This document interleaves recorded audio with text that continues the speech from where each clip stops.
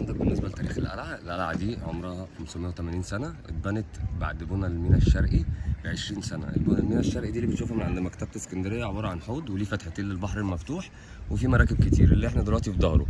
تمام، هم ده اتعمل ايام المماليك عشان يحجموا اللي داخل واللي طالع اسكندريه، لان الضغط كان عليها جامد بالنسبه لدخول المراكب من الغرب.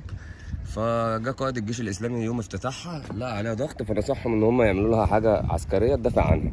وكان الفرق بينهم ال 20 سنه اللي اتبنت فيها القلعه، ولما اثبتت جدارتها عملوا واحده ثانيه في رشيد والثالثه في طابا.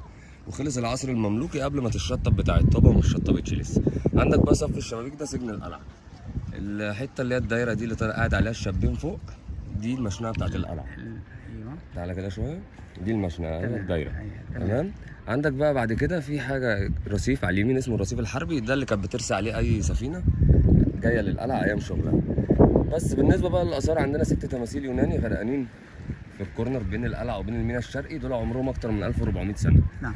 تمام. وعندنا فنار اسكندريه اللي عمره 1200 سنه، ده من عجائب الدنيا السبعه المدمره، وده وقع في سنه 300 وحاجه ميلاديه. اللي هو موجود فين في النار؟ موجود في الدخله دي حضرتك، الحته الغامقه.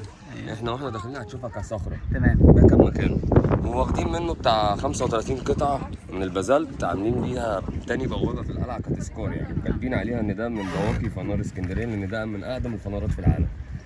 بس كده ما عندناش حاجه ثانيه بالنسبه للمعالم في المنطقه. احنا هنا بالنسبه لمكتبه اسكندريه هي مكتبه اسكندريه احنا بنشوفوها بس من بعيد. تمام. والفنار الجديد زي ما قلت لحضرتك هو شغال دلوقتي كوظيفه، بس اللي هو بينور بالليل يبقى دليل لاي مركب داخل من صيد او داخل من اي حاجه عنده عطله او حاجه، يبقى شايف بس هو ايه وجهته فين.